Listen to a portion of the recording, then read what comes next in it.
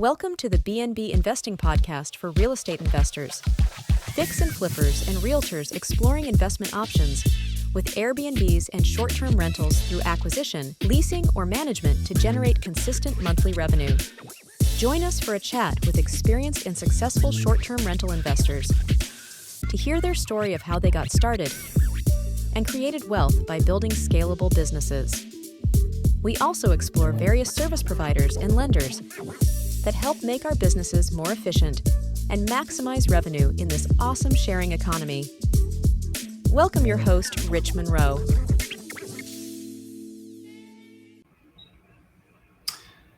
Hey everyone, Rich Monroe here with BNB Investing Group. Thanks for jumping on this week with us. BNB Investing Group kind of helps investors navigate the short-term rental model. Whether you're trying to do master lease strategy, buy properties, or manage properties, we help investors kind of grow a business to be scalable and to add multiple units. And so we're always looking for investors that want to jump on and are ready to take action. And so if that's you, feel free to reach out to me directly with a direct message and we can schedule a quick call and touch base and see what your goals are. But I've got one of our clients here today, Tameka Green. And she's gonna chat with us about her experience with getting set up with her short-term rental and getting it listed on Airbnb, starting to generate revenue. And we're kind of talk about her story, what her background is, and what her goals are with short-term rentals. And so, Tameka, thanks so much for jumping on. Thank you for having me. All right, awesome. Tell us a little bit about your background. Well, I have so. First of all, I am a counselor by trade. I'm a substance abuse counselor and mental health paraprofessional.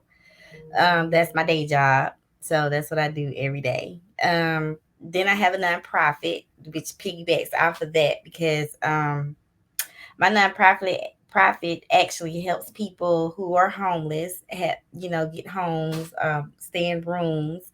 I have a food bank, and I'm also a realtor. So, oh wow, that's my background in a nutshell. That's awesome. That's awesome. So yeah, definitely helping the homeless is an important thing as a real estate investor. So that I'd love to hear more about that too, in terms of how we can possibly participate in that. Okay. For those of you that are just jumping on, shoot in the comments for us. Let us know what city you're in, and I just want to make sure you can hear us okay as well. So just throw that in the comments real quick for us. And so as a realtor, what's been your focus? Have you been mostly doing, listing transactions or on the buy side or a combination? I'm mostly on the listing side, and I mostly sell land to people who are trying to purchase, build, what have you. And it's mostly been for modular homes. Okay. So land, and I do have some listing on homes as well. Primarily my listings are in Macon, Georgia. So yeah. But the land I've been selling like all around. So yeah. Okay. And so with the land, is it kind of just all over, or are you in particular, spots near amenities like lakes or mountains or stuff like that? Or is it just kind of land in general? It's just land in general. Okay. Just land in general. Yeah. So it's not in one specific spot or location. It's just like wherever they need the land. So I've been, helping and trying to find and sell that way. Got it. Okay. And then what got you interested into trying to develop a business with short-term rentals? Well, because I was already doing rooming housing, with the nonprofit. Before it became a nonprofit, I was doing it for profit, and then I changed it to nonprofit. And then I just figured to just venture out and do something else with the Airbnb side of it. So that's basically what I wanted to do. So, and because it seems like I had I've already been doing the rooming houses. It's almost similar to Airbnb, except for it's just rooms, and I'm not using all the tools. So yeah. Got it. Okay. And what particular attribute, or how did you acquire your first property? What was it through? I use ProMove actually. I asked the ProMove representative to help me find a unit that took corporate leases because I was having an issue on my own. So like with my rooming homes, I started this back in 2012 with the rooming homes, and I was doing corporate leases in houses, corporate leases in apartments. But I don't know what happened from the time I stopped to the time I started back with the Airbnb. Nobody was taking the corporate leases so easily as they were back then. Hmm. So I went through Pro Move, and because I remember I used them one time to find an apartment for myself way back in the day. But I went through Pro Move, and the representative at first he was like, "Well, they're not taking corporate leases if you're trying to do it for Airbnb." So because I do have the nonprofit behind me, I told him that wouldn't be strictly Airbnb, and I told him what I also do, and so he was like, "Okay." So he ventured out and he sent me all these different apartments, but a lot of them still didn't take the corporate leases, even though he said they did. Some of them didn't, but I finally found one that said, yeah, we do accept them. And then the ones that I did find that did accept corporate leases, they had all these difficult qualifications for you to have in order to actually get the corporate lease. Hmm. Okay. Mm-hmm. And so once you kind of got one to agree, how did the B&B investing program kind of help you through that process, getting everything set up, and did you get anything adjusted or different on the lease, and things like that? So not adjusted on the lease, but it did help me with what I needed to have in the home for Airbnb, because it's totally different from the rooming house. So it did help me with all the things that I needed to have in the home, the locks, the just the setup, which was really good and helpful for me. Yeah. Okay. How long did it take you to get it set up? It took me 3 weeks, but it would have taken me 2 weeks, but I went out of town. I went to Vegas, and I had my daughter to set it up. My daughter and my dad set it up for me to the best that they could until I got back. So that all happened in 2 weeks. And then when I got back, I still noticed that I needed a few things to do. So it took an extra week. So it was 3 weeks for me to set it up. Okay. And when I set it up the first time and realized that I didn't have everything that I needed, I was getting bookings like back to back. I think I listed it one day, and maybe like the third day, no, yeah, the second day after I listed it, I had like 3 bookings that I had to cancel because I didn't have everything up to where it needed to be. I didn't think it was gonna happen that fast. So yeah. Yeah, no, it's usually, once you've got the listing pictures done and you've got everything set up and you go live, it's usually within Mhm. 24 hours that you get your first booking. And so, there's a lot of things you can do in the beginning to kind of maximize your ranking when you first list it. And so we kind Right. of walk you through how to do that to make sure that you're going to get that immediate booking. And so how has the bookings been since then, since you first got it set up? I was booked every day. So I listed it. I think I had 2 weeks left in June. I was booked from that point on all the way up until now every day. So what is this, September? So it's kind of like slow, but I'm still getting bookings on the weekends right now. So I'm hoping that I get this last weekend book, but I've got bookings all the way over into October right now. Okay, very cool. And what's the size of the property? It's a 2 bedroom, 2 bath. Two bedroom, two bath, and it's in Hmm. Midtown Atlanta. It's off of what is it? Off of Moreland Avenue. So it's kind of near to Little Five Points over there. Little 5 Points, right? Hmm. Right. Yeah, that's a popular And area. East, it's Um, it's really in East Atlanta Village. That's where it is. right, which is kind of just south Hmm. of there. Right. Right. Hmm. Okay. And then so once you got your first booking, how quickly were you able to kind of assemble your cleaning team and your maintenance and kind of all your support functions? Who's handling guest communications and kind of all those pieces?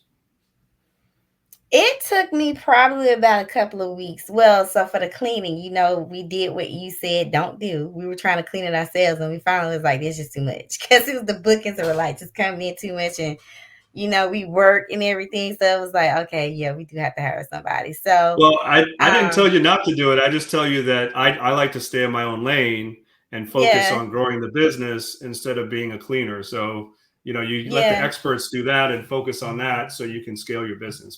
But I didn't tell you not to do right. it because there are Well, there are yeah, a lot of there are a lot of hosts that are successful doing that, but you can't scale that business, right? If you want to get to 20, 30, 40 units, you're going to just you're just not going to be able to handle doing cleaning as well.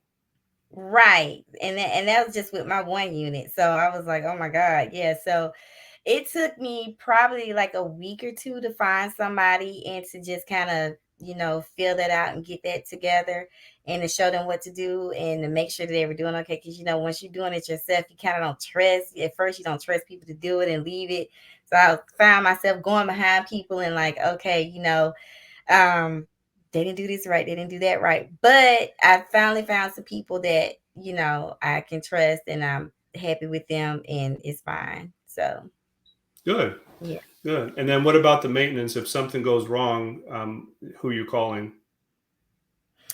So that's where my significant other comes in place. He is the maintenance person outside of the leasing office. And but the leasing office is very good.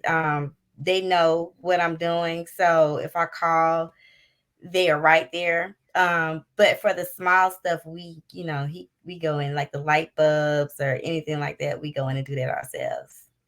Okay, cool. And then on the guest communications, how are you handling that? Guesty. We use Guesty. that. So using Guesty as a channel manager that kind of synchronizes your inbox.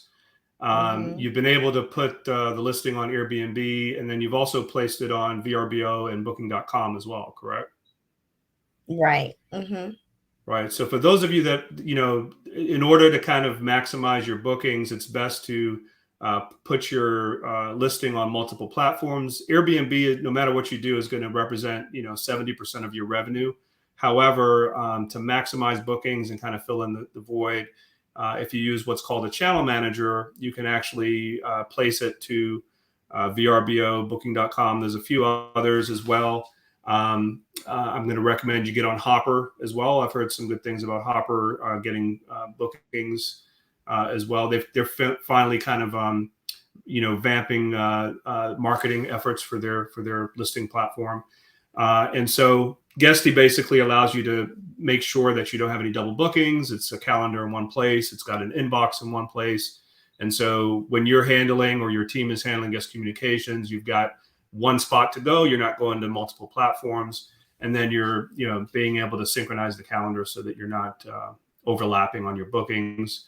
It also helps with automatic messaging to the guest, and then also communicating to the cleaning staff on when checkouts are happening. Um, so when you do guest communications, is it you handling it? Then you have your daughter as a backup. Yes. We both, yeah. So, and I have a lot of stuff automated. So, but for the most part, yes. Right now, since I just have one unit, it's just me and her. So a Okay, lot of how's times that she'll been answer going? for me. Oh, How's that that's been been going? going good. A lot of times she'll answer for me, like if for some reason. So it's been working out really well because she's younger, so she's up sometimes a little later than I am. So if I don't catch it at 1 or 2 o'clock, she's catching it at 1 or 2 o'clock in the morning. It's like I answered it. I was like, oh, I was asleep. But yeah. So with that being said, we've been able to keep on Airbnb our communication rating. We communicate within an hour. So Okay. our response time is within an hour. Hmm. Right. And so it's critical, obviously, when people, especially when people are trying to ask questions about making a decision on what listing they want to book. If you take a while to respond to those questions, they're going to go off and book somewhere else. And so, Right. it's usually important to make sure you've got that coverage. If it's not you doing it, you've got somebody like your daughter to kind of back up when you're not available to handle Hmm. that communication. Um, how have your reviews been going so far as you've been getting started? So the reviews were very slow. Although I was booked every day, I wasn't getting reviews like that. But I've gotten 6 so far, and all but one 5-star rating. But other than that, I've been getting them back to back now. But for some reason, it was taking a while to get reviews. Yeah, you'll find that most, a lot of times it's probably, I don't know, 50 to 60% of the time the guests will give you a review. And there's some messaging that you can kind of plug in there to kind of prompt them to do that, and some reminders to let them know how important that is. But, obviously the response time, the 4.8 or higher review status gets you closer to Superhost. And so as long as you kind of keep your eye on both of those things, you get reviewed every 90 days for Superhost status. And so they look at your stats every 90 days. And once you kind of get to that number, 4.8 and above, and your response time, I think it's within 24 hours, but it's probably, obviously we don't want to do that. We want to be much quicker, but, and then they also require that you do not cancel on a guest. And so if you have any issues that come up along the way, always try to have the guest cancel, not you cancel. That way you don't get penalized, because it just takes one cancellation for you to be disqualified as a Superhost status. And so, and then the other qualifier I think is if you've had a cumulative of 10 stays so far. And so you'll get to that number pretty quickly if you aren't already there. And then, obviously Superhost status gets you selected as a higher ranking when people are looking at listings. And then some travelers actually only search off of Superhost listings too. So it kind of gives you that additional oomph. So what tell us a little bit about kind of what you're looking to do now. Are you going to be looking at getting more units, or what are your next steps? Yeah, I would like to get more units. I'm working now to try to get homes through subject to. So I'm working through the REIA with that, Atlanta REIA. I'm also trying to do co-hosting. And I would like to get some places that are not here, like Jamaica, somewhere like that. Some travel destinations that I would like to see me grow in. Okay, very cool. Yeah, the subject to opportunities are definitely, with the interest rates being 7% or higher right now, and the market kind of slowing down with people buying properties because they can't get approved for those high rates. Right. You've got people that are selling their homes subject to their existing mortgage at a much lower interest rate, 3 or 4% sometimes, or 5% even. And you're basically just buying that property, paying them the difference they have in equity as the down payment, and you take over the monthly payments. And it's a good way, as an investor, basically a good way to gain more properties and be able to be at that lower interest rate as a monthly payment as well.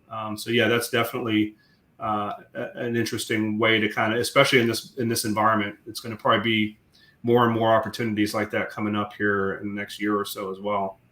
And then, so on the co-hosting side, I typically just, my perspective, I don't usually like referring it to as a co-host. I mean, co-hosting is kind of what it is, but there are two different variations of property management, right? There's a professional short-term rental property manager, and then there's more of a casual co-host that's co-hosting other properties because they may have a few properties themselves. But if you want to position it to scale and add more units, and kind of, you being a realtor, I think puts you in front of a lot of opportunities as well, to where you've got investor clients that might seek your expertise on doing the market analysis, understanding that. And so, part of our program, BNB Investing Program, we actually do a deep dive on how to prospect for management clients, how to do the market analysis, how to help them set up the property.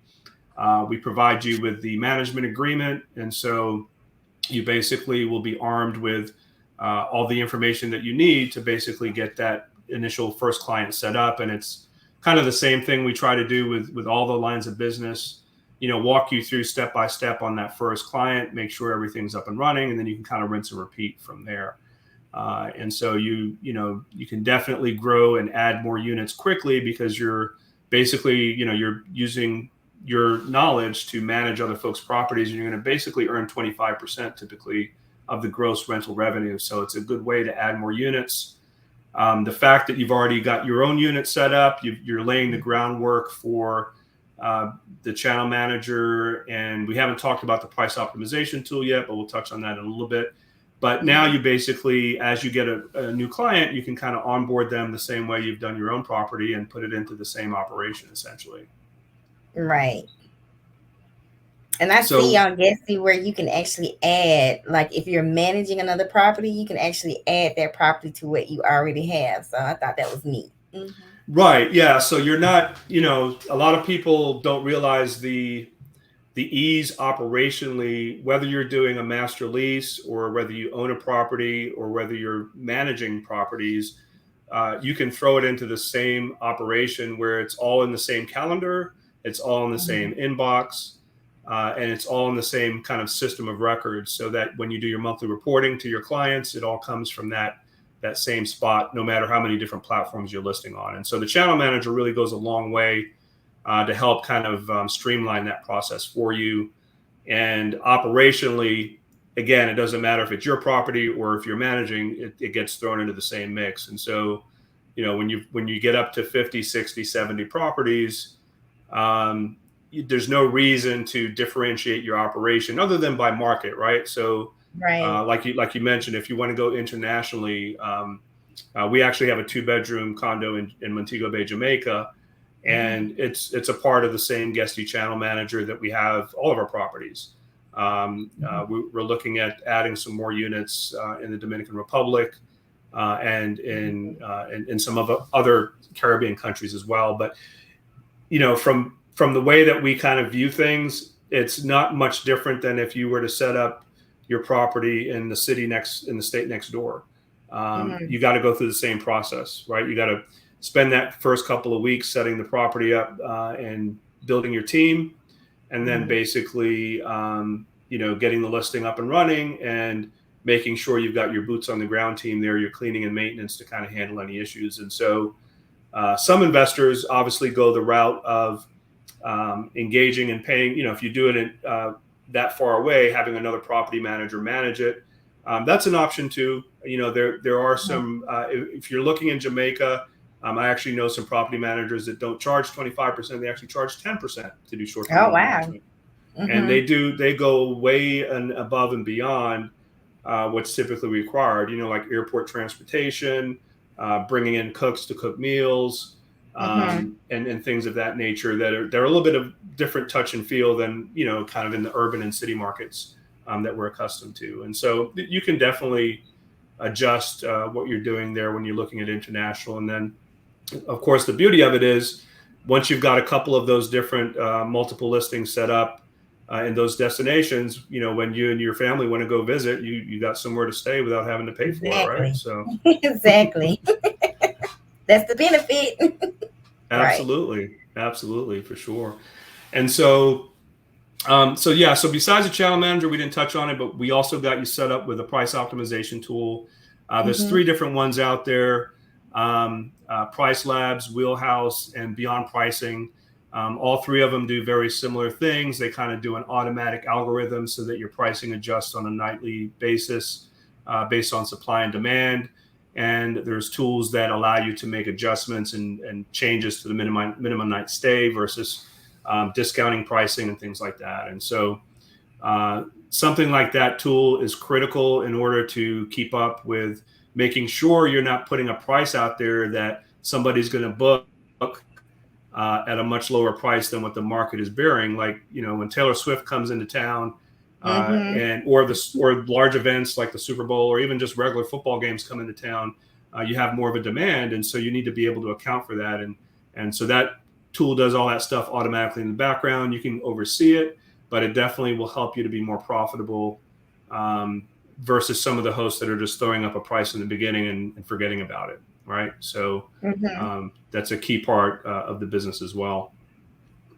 Yes, so I use Price Labs. I'm still trying to learn it, deeper than what I know about it, but I do use Price Labs, and it's pretty good. It does the changing of the prices itself. So I like that automatically. And like you said, I just kind of override it sometimes, like when I'm trying to reduce the price to get more listings. More bookings to come in. Mm-hmm. Yeah, no, definitely. It's definitely something that you need to, again, now that you've got that one listing set up with all the tools in place, it's just a matter of adding more, and just folding them into the same process, right? So, Right. so how are you gonna, or when are you starting to prospect for your management clients to So co-host? I was thinking about starting it over the weekend when I started looking at it more. Because I know they have a site called Co-host that you can go on to. I'm already part of Thumbtack. So I just needed to actually just read up on it a little bit more through the modules that you have, and prospect from there. Okay. Yeah, no, I mean, Mhm. you're, again, being a realtor, you're going to have, a lot of the real estate meetups, a Mhm. lot of the investors that might be fix and flippers that are trying to sell a house and are having a problem doing so, or there might be something unique with the property that doesn't really matter for short-term rentals. Those are all great prospects for, basically proposing to them the short-term rental model so that they can use that as an option to switch over to.